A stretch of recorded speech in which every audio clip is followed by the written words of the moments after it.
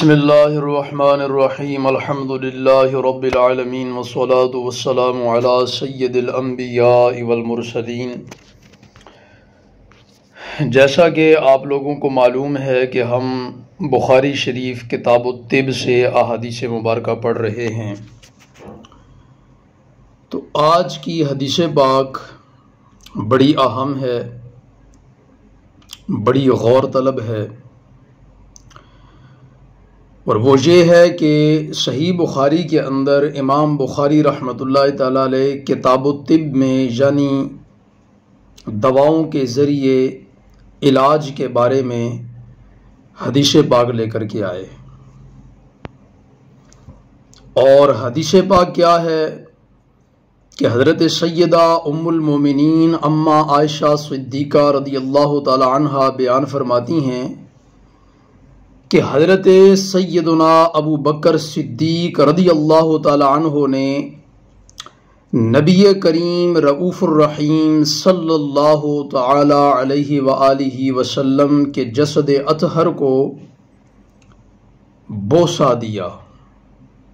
یعنی جب آپ اس جہان فانی سے تشریف لے گئے تو حضور نبی رحمت علیہ الصلوۃ والسلام کا جسد اطہر موجود تھا، تو حضرت سیدنا صدیق اکبر رضی اللہ تعالی عنہ نے اس کو بوسہ دیا۔ اب یہاں ایک بڑی غور طلب بات ہے، اور وہ یہ ہے کہ اس کو امام بخاری کتاب الطب کے اندر لے کر آ رہے ہیں،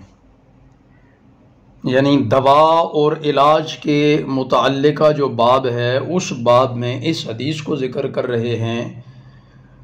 کہ حضرت ابو بکر صدیق رضی اللہ تعالیٰ عنہ نے حضور نبی رحمت علیہ الصلوۃ والسلام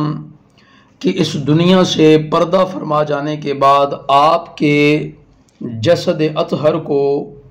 آپ کے جسم مبارک کو حضرت ابو بکر صدیق رضی اللہ تعالیٰ عنہ نے بوسہ دیا، ان کو چوما۔ تو بوسہ دینا اور چومنا یہ بھی ذریعہ علاج ہے غم کا، دکھ کا۔ اکثر اوقات ہوتا ہے کہ جب چھوٹا بچہ اسے چوٹ لگ جاتی ہے تو اسے اس کے گھر والے فوراً اٹھا کے چومنا شروع کر دیتے ہیں، اس لیے کہ اس سے اس بچے کا غم ہلکا ہو جاتا ہے۔ تو حضور نبی رحمت علیہ الصلوۃ والسلام کے پردہ فرما جانے کا غم اس قدر تھا صحابہ کرام رضوان اللہ تعالی علیہم اجمعین کو کہ جس کی کوئی انتہا نہیں۔ تو اس غم کو ہلکا کرنے کے لیے حضرت ابو بکر صدیق رضی اللہ تعالیٰ عنہ نے بوسہ دیا، اور یہی وجہ ہے کہ ہم لوگ اللہ رب العزت کے جو نیک لوگ ہوتے ہیں، اللہ کے جو برگزیدہ لوگ ہوتے ہیں، اللہ کے جو متقی لوگ ہوتے ہیں، جو تقوی اختیار کرنے والے لوگ ہوتے ہیں، جو علماء کرام یا اولیاء کرام یا مشائخ اعظام ہوتے ہیں، ہم جب ان سے مصافحہ کرتے ہیں، ملتے ہیں ان سے، تو ان کی دست بوسی کرتے ہیں۔ تو کسی بھی بڑے بزرگ کی دست بوسی کرنا، اس کو چومنا، اس کی پیشانی چومنا، یہ غموں کو ہلکا کرتا ہے، یہ دکھ کو کم کرتا ہے، یہ تکلیف کو گھٹا دیتا ہے، ختم کر دیتا ہے۔ اور اس بات کو امام بخاری رحمۃ اللہ تعالی علیہ بخاری شریف کے اندر کتاب الطب میں ذکر کر کے وضاحت کر رہے ہیں کہ دیکھ لو یہ طریقہ صحابہ کرام رضوان اللہ تعالی علیہم اجمعین سے چلا آ رہا ہے۔ اور پھر جب اللہ کے نبی علیہ الصلوۃ والسلام حیات تھے، ظاہری زندگی کے ساتھ اس دنیا فانی میں موجود تھے، اس وقت کے بارے میں بھی کئی احادیث ملتی ہیں کہ صحابہ کرام رضوان اللہ تعالی علیہم اجمعین نہ صرف حضور نبی رحمت علیہ الصلوۃ والسلام کی دست بوسی کرتے،